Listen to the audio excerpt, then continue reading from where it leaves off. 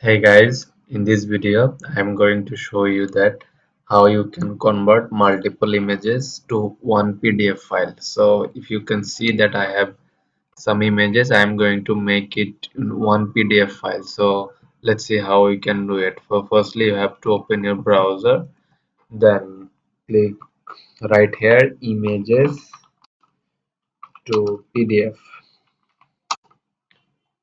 Okay, then go to this website ilovepdf.com.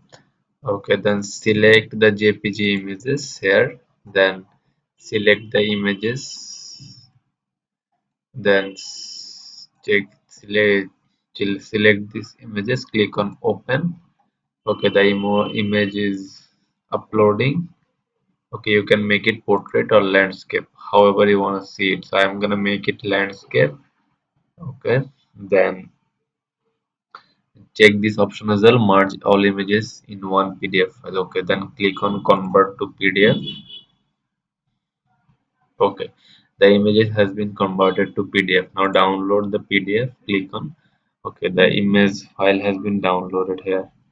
It's downloading, as you can see.